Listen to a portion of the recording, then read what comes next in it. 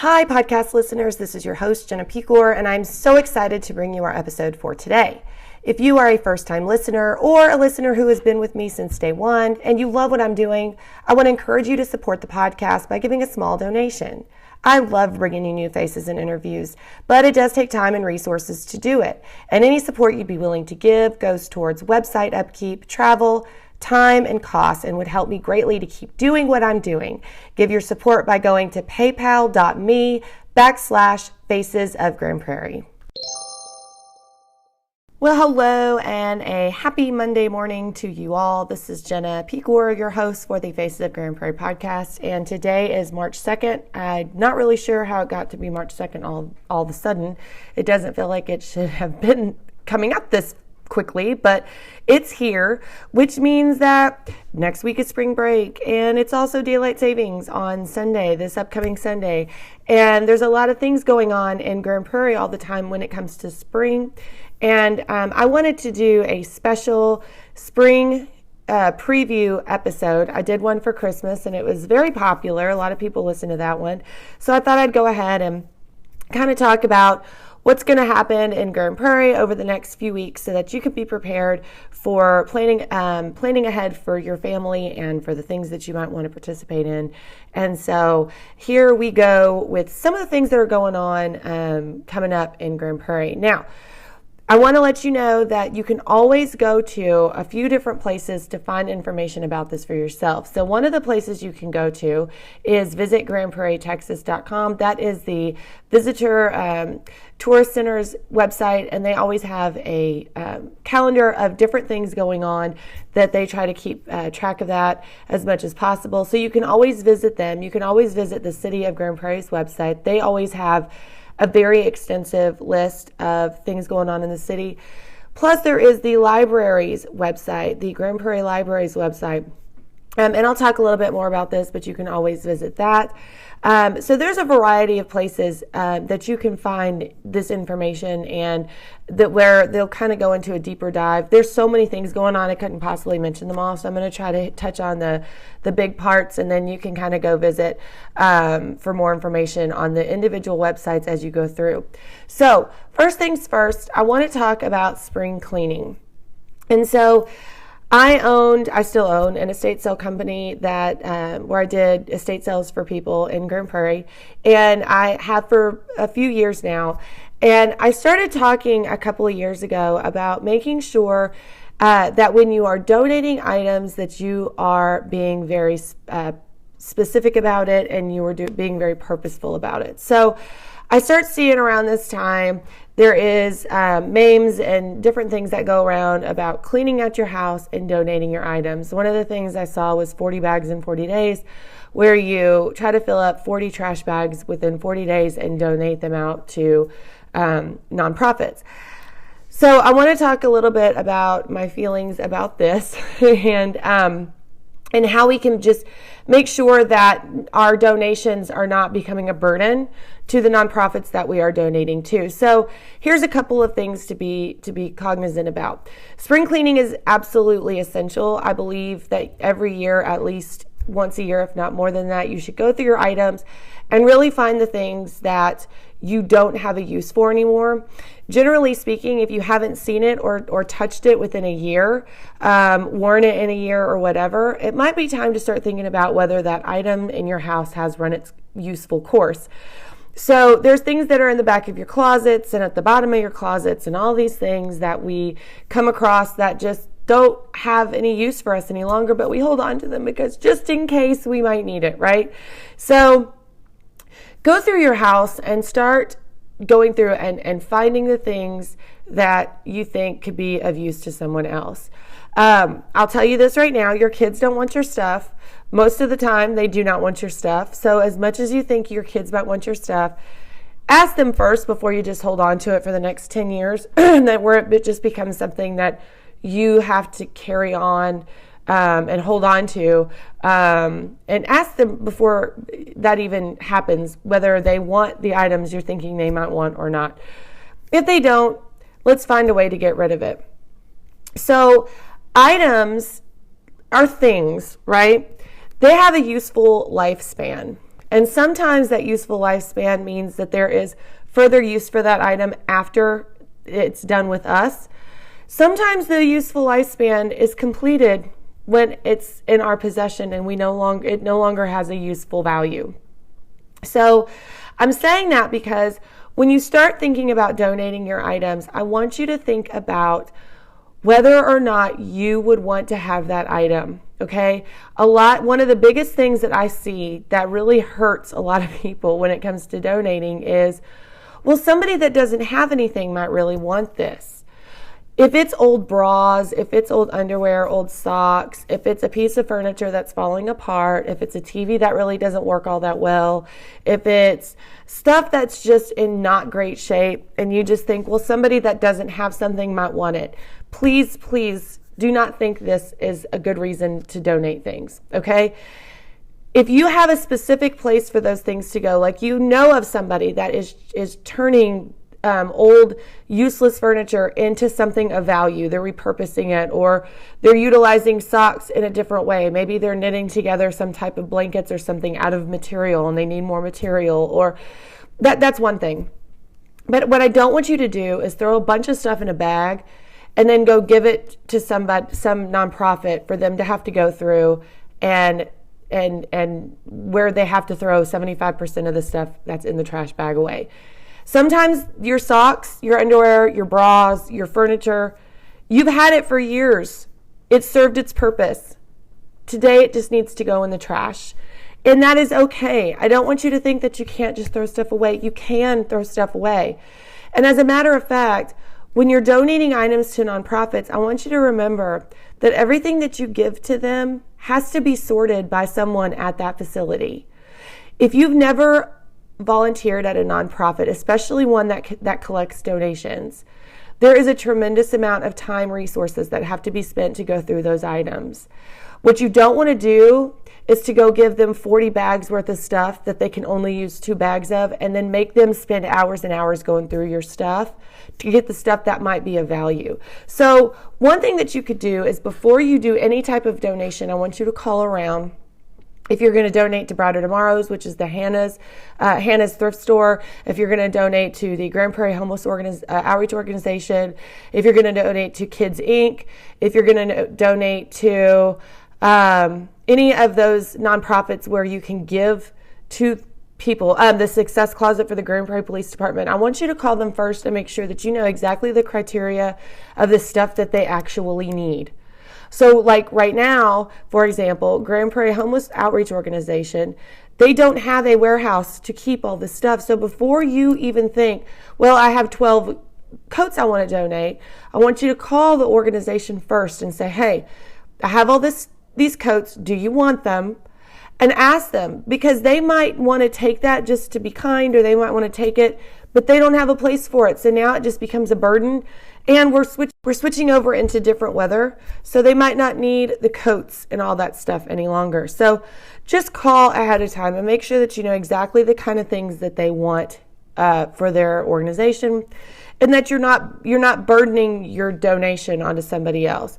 The other thing that I want you to really think about is, as you go through your spring cleaning, I don't just want you to think of stuff that you no longer use, but think about also items of historical value. If you have something that might be of historical city value to the Grand Prairie Historical Organization, I want you to consider either donating it to them permanently or donating it to them on a loan. And I'm talking about the Grand Prairie Historical Organization Museum, where they can put these items on display. If you have pictures of yourself in front of some type of Grand Prairie building, or your family in front of a Grand Prairie building, or eating at a Grand Prairie restaurant, and you don't know any of the people that are in that picture except for your parents or except for yourself, give that picture over to the Grand Prairie Historical Organization. Let them find use out of it. And so I want to make sure that you don't just hold on to the things that could be of use to someone else.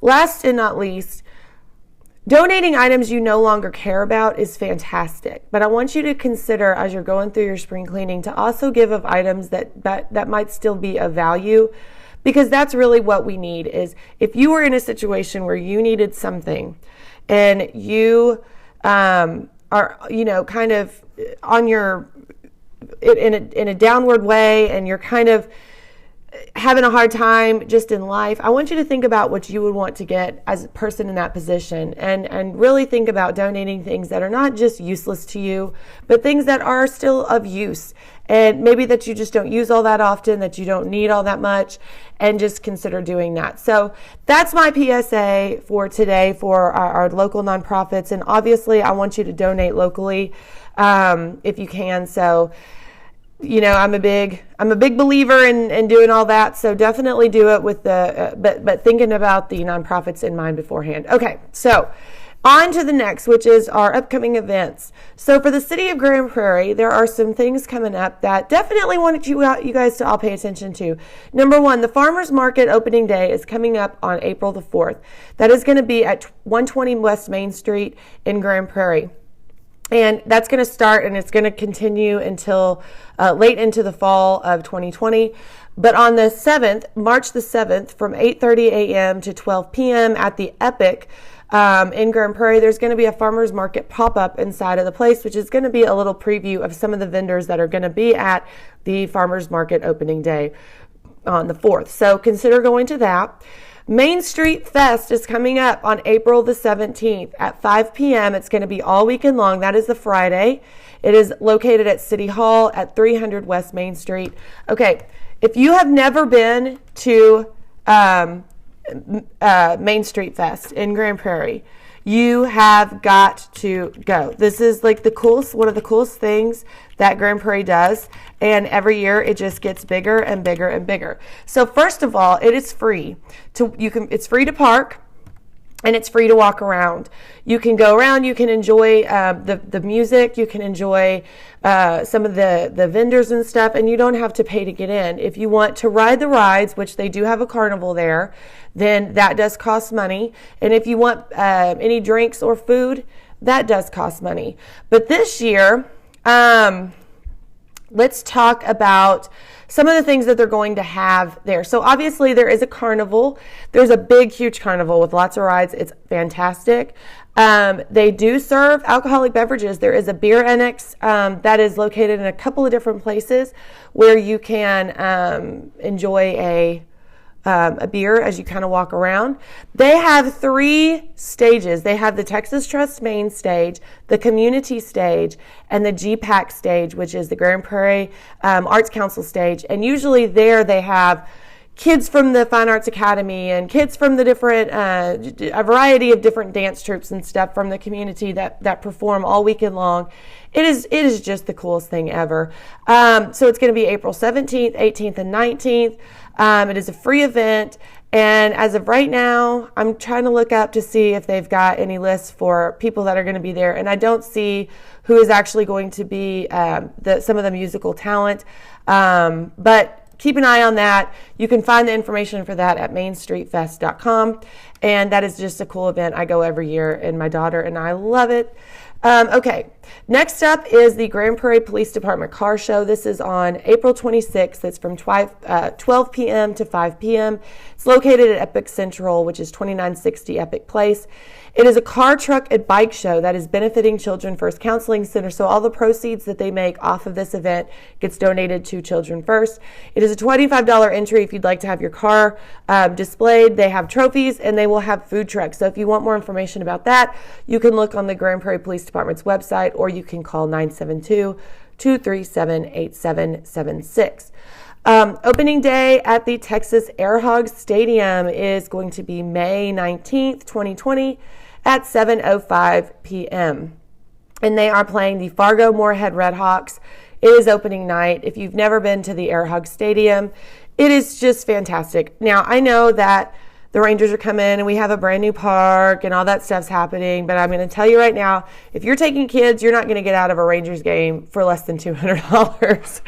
If you're buying the tickets, you're parking, you're getting food, if you're going to buy any type of memorabilia and you have you and a family of 4 or more, that place is going to be expensive. Texas Air Hogs Oh my gosh, it's first of all, it's affordable. Second of all, there is a park where kids can play while they're there, so they can keep them interested. I mean, I know if you have little kids, like baseball seems like a really fun idea. We're going to go watch the baseball game, and then 30 minutes later, the kids are bored. So you can take them right over to watch to play on the playground while you still get to watch the game. They also have a pool area in the back that you can rent. So you can swim in the pool and watch the air hogs play. And they also have like a bar/restaurant that's on the grounds where you can go and enjoy yourself. So go take a look at that. That's opening night is the May 19th. Okay. Splash into spring break at Epic Water Park's indoor water park. How in the world we got to spring break so fast, I will never know. But that is next week for those of you that have kids that go to GPIC. And it says it's going to be a splash-tastic spring break at Epic Water's indoor park. So, and this year, one thing that is new is they did have the wave pool that opened up. And that opened up, I want to say it was last year, but I'm not sure exactly what time of the year, but they do have a wave pool area in the back that is open to the outside, and it kind of flows into the inside. So now you have a place where you can swim outside, and you have a place where you can swim inside.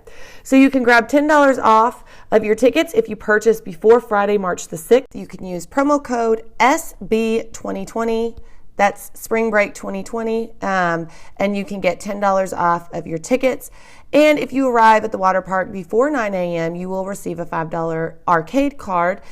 You can also check out the park's website for the Wet and Dry Epic Combo Pass, which includes a same-day access to the park's sister property, the Epic, or try the Ripley's Believe It or Not Combo Pass, which offers discounted admissions to both destinations, which is so cool.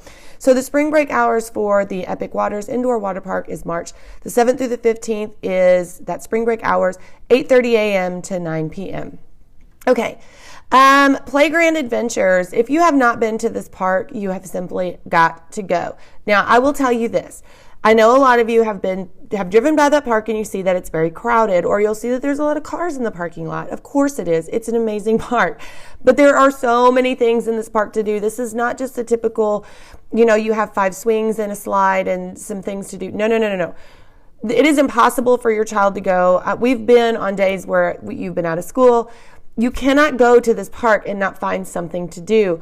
And even if it's crowded, here's the other thing I want you to look for. There are shuttles that run back and forth from the park to the parking lot at Epic Waters. So if you have to park over at Epic Waters, there's a shuttle drop-off point and pickup point, and they will take you to Playground Adventures and then come back and pick you up. So make sure you look for that and don't just get discouraged and just because there's not parking in the parking spaces. There's not that many parking spaces right now.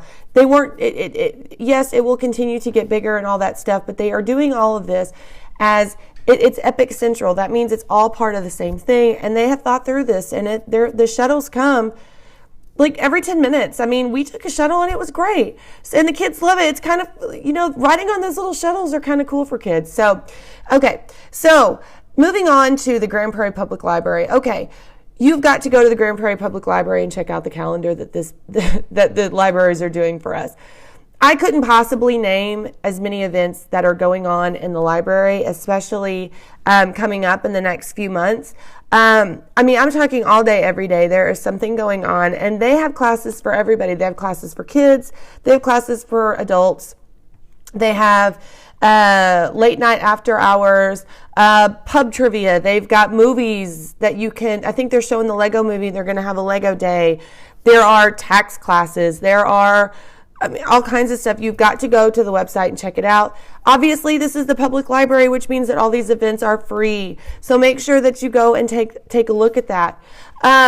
Coming up on March 28th from 8 a.m. to 1 p.m. is the big event in Grand Prairie.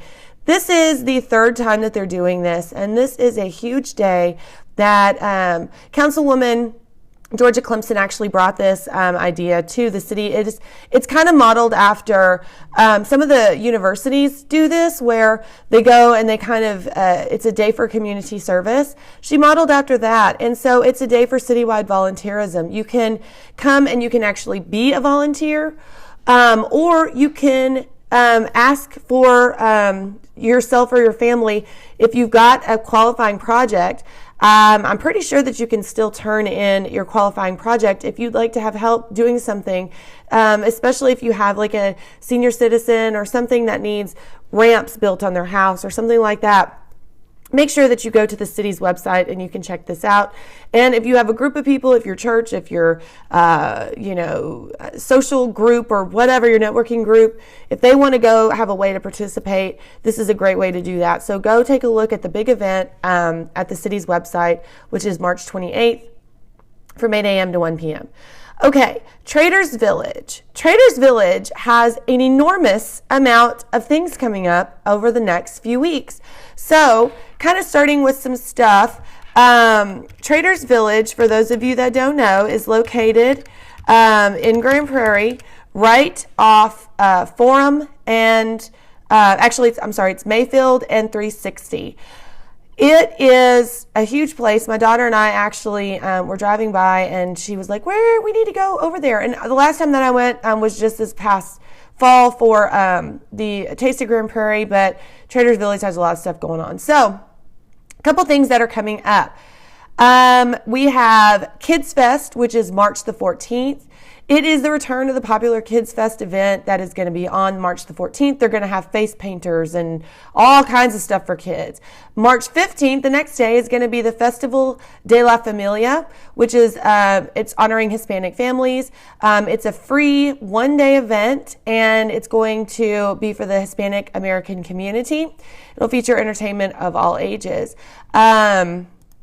We've also got the Big Mamo Cajun Fest. Am I saying that right? I hope I am. That is March 21st and the 22nd. If you want to get your crawfish on, this is a great place to go. It is a Cajun festival, and it is a weekend of Cajun music and live dancing and all kinds of fun things. Admission to the Traders Village is free. It's $5 to park, so you can come and enjoy that festival on the 22nd or the 21st through the 22nd. Let's see. We've got Traders Village Auto Swap Meet. They're excited to present the Auto Swap Meet on the 27th through the 28th. So that's going to be coming up. The 28th through the 29th is also the Texas All-Star Wrestling Live. This is really cool. If you're really into live pro wrestling, it's going to be coming, and it's 2 free shows on Saturday, 2 free shows on Sunday. All action kicks off at noon on both days. And again, it's free to get in. You just have to pay $5 to park. April the 18th through the 19th is Tejano Music Fest. It's going to be featuring, again, free live concerts. Headlining are the Tejano Legends, the Hometown Boys, Gary Hobbs, and Alida y Avante. They're going to close out the weekend on Sunday. That's coming up in April. There is on April the 26th, which is a Sunday, it's a Quinceañera Expo and Bridal Show, and you can come from 12 to 5. There's going to be all kinds of vendors there. If you've got a wedding coming up or a daughter who is going to be experiencing a quinceañera in the year of 2020, number one, blessings to you for having a daughter that's going to be coming of age. And so if you want to come and find some good places to shop, that's a great place to go. Okay, Sunday, May the 3rd is the Cinco de Mayo music celebration. If you want to come do that, there's going to be tons of stuff there. There's going to be all kinds of music and food and fun. And just so that we know, they actually put on here what Cinco de Mayo is celebrating.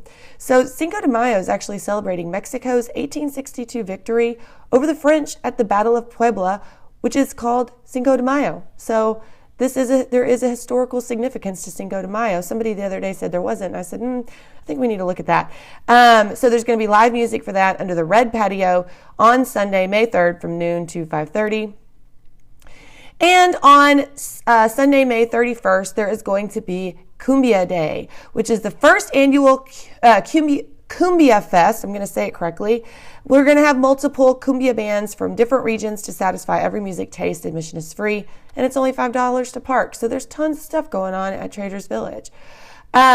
Moving on to Ripley's Believe It or Not. There is going to be, on March 20th, there is 20% off of all combo tickets. So Ripley's, believe it or not, if you've never been, there's actually 5 different attractions that are inside this building. There is the Louis Tussauds Palace of Wax, Ripley's Believe It or Not Auditorium, the Enchanted Mirror Maze, the Impossible Laser Race, and the 7D Moving Theater. So if you want a discount off of combo tickets on March the 20th, it's going to be 20% off. I'm sure you can visit the website to find that out. And Ripley's is located on 601 Palace Parkway on the north side of Grand Prairie. Also, coming up, there are going to be lots of things going on starting at this spring at the lake, at Joe Pool Lake. Don't forget at Lloyd Park. There are going to probably be tons of things going on, but you can camp out there. There are cabins you can rent. If you have never rented a cabin at Lloyd Park, you simply have to do this. These cabins are nice, you guys. I actually went and stayed at one of the cabins a couple of years ago. They're cheap and they're nice. They really are nice. They come equipped with a bunch of different things. And I mean, they're not huge, but they're not meant to be huge. And so, but you can go, and at least you don't have to stay in a tent. If you do like tent camping, which I do as well, you can do that. You can rent boats, you can fish, make sure you get your fishing license. And so for those parents out there that are looking for a place for your kids to go for the week of spring break, this is not a Grand Prairie place, but I'm going to go ahead and throw this out there because maybe somebody will think about putting one in Grand Prairie. Kids Park is in Arlington. It is actually at the Arlington Highlands, and Kids Park is an hourly drop-off for children. I take my daughter here a lot, and I have since she was little. You can drop kids off any time of the day. You don't have to call ahead. You don't have to make reservations. You don't have to do any of that. There are amazing people that work at this facility, you guys. The kids that there's college kids, there's high school kids, there's adults. They all love kids, and they're there. And I'm sure they're going to have plenty of people working during spring break. The hourly drop-off, okay, you guys are going to be so blown away by this. The hourly drop-off is, I want to say $7.75 an hour. And it's cheaper if you have more than one child, and you can drop them off at any point in time. So you could drop them off for an hour, you could drop them off for a few hours, you can drop them off all day if you wanted to. But then it's $7.75 for the hour. If you go on their website, you can actually find like a sign up coupon to get like 10% off or something. I think it's crazy, but it is so cool. And it is just, it's a great backup care solution. It's a great, like, hey, me and my, partner want to go out and eat dinner and just have an evening out. So you can go over to Arlington Highlands, drop the kids off, know that they're going to have a great time. They can even get food. They get every single lunch and every single dinner they have catered in by a restaurant that is in the Arlington Highlands. You can sign them up for food. It's like $5. It's crazy. So definitely consider that if you are kind of wondering, how am I going to work and how am I going to keep the kids entertained? I think it goes up to 12 years old, if I'm not mistaken. So they have all kinds of stuff to do there, and it's right over, kind of around the corner from Piranha Sushi, just around the corner from the Improv. It's right at the end of one of the shopping centers. It's a huge spot, lots of stuff to do. So just wanted to shout out to my parents if you're having trouble with that. So or trouble thinking about where you want your kids to go next week. Okay, so I just wanted to give that out for you guys today, and just encourage you this next few weeks to find some stuff to do in Grand Prairie. There's lots of stuff going on, and I hope that you take advantage of it. The city works really hard to put out good events for you guys. Traders Village does. Don't forget to check out the theater in Grand Prairie. That is the old Verizon Theater. I didn't even talk about them, but they've got a variety of different people coming. You can check them out. Lone Star Park also has racing that's coming up. I didn't even talk about that. I could sit here for 4 hours just talking about all the stuff coming up in Grand Prairie. But make sure that you check out. And if you've got a great thing that's going on at your local church, at your local community, your local business that the community can participate in, go ahead and leave a comment. You can send in a voice message, or you can leave a comment on the episode's Facebook post so that other people can take advantage of that. So I will hope everyone has a great week. before our kids don't have to go to school next week. So get your rest while you can, and have a great week, you guys. Talk to y'all later. Bye.